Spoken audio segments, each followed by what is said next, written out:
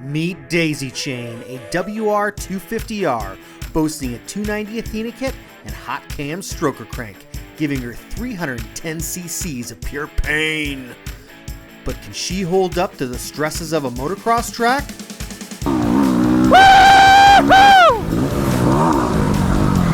This week on NessedUpProductions, we hand her over to NessedUp rider Joey Lancaster to see what this bike is made of. Is she just a dual sport, or can she hang out on the motocross track with all the big boys? Stay tuned to find out, and don't forget to subscribe.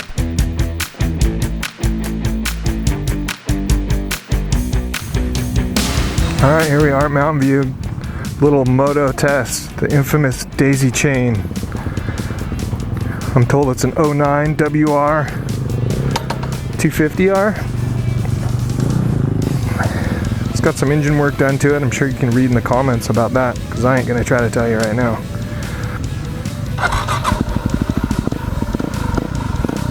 She's ready to roll.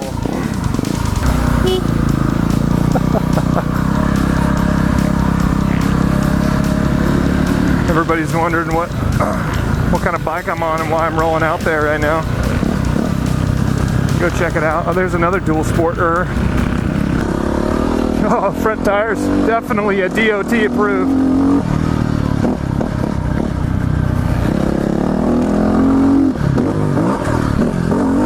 Oh, she's about as soft as my couch. I think right off the bat, like my only first complaint I would have, actually let's start out with positives, because I hate it when people complain. The positives is I could have rode this here and now be out on the track.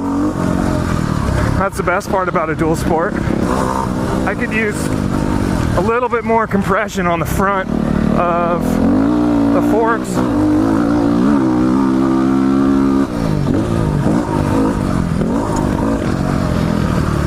Rear shock feels okay though.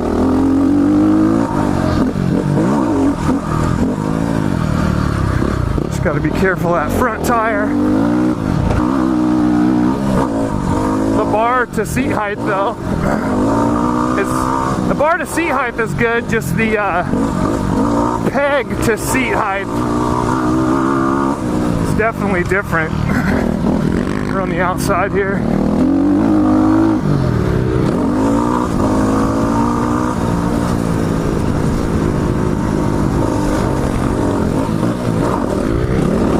Yeah, the front just wants to dive off of all the lips here at Mountain View. Go, let's pass this guy. Shift down.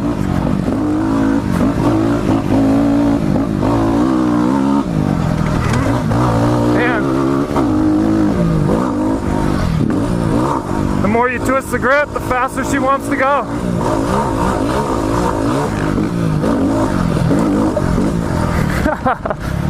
Uh-oh. Lost my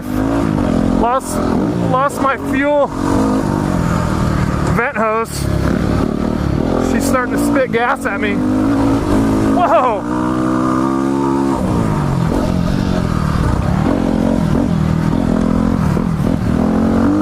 Uh-oh, Rory Sullivan's trying to pass us here.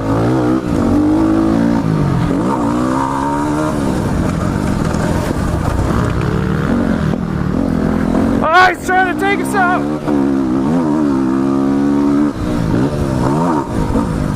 We might have a little bit of clutch slip right there.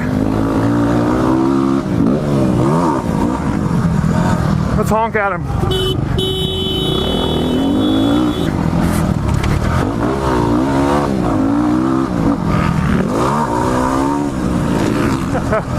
Is he gonna pass us? Nope.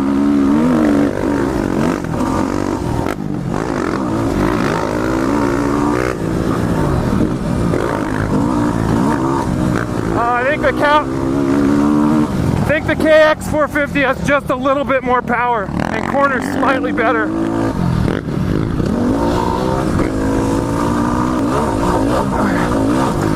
Goes through the whoops all right, as long. Oh, there's our fuel hose. I think I just got splashed in the stomach with fuel.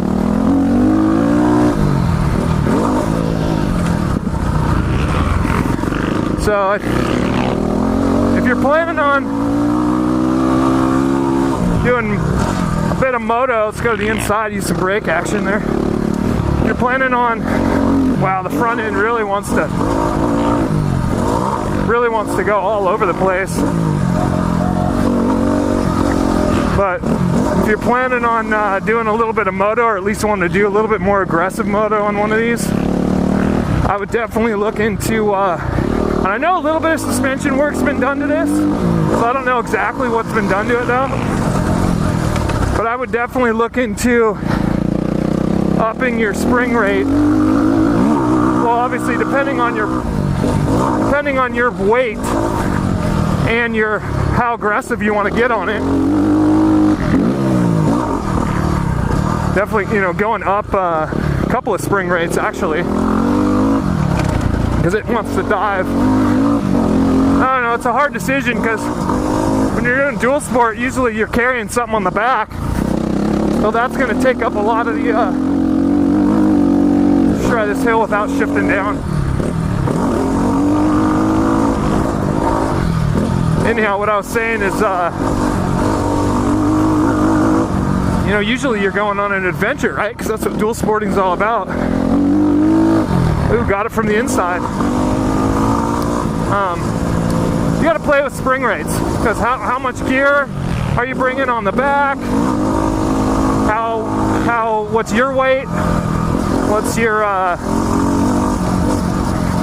and again, like I was saying, how aggressive do you want to get? That and a front tire. I know on my XR650, I'll run a non-DOT front tire, just because you don't want to lose the front end when you decide to go off-road, especially on a heavy dual sport. Oh, there's another problem right there. So as I lean back through the whoops to really try to get on the back of the bike, the rear rack hits me in the ass.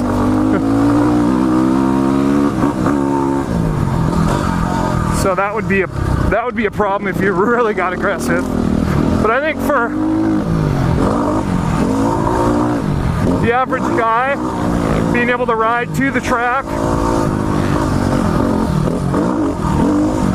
and then out on the track, it can be done. A few adjustments.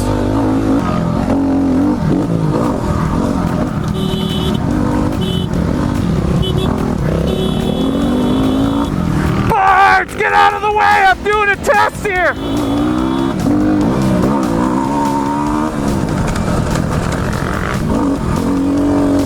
So there you go. If you want to do a little adventure and put some moto into some adventure, grab yourself the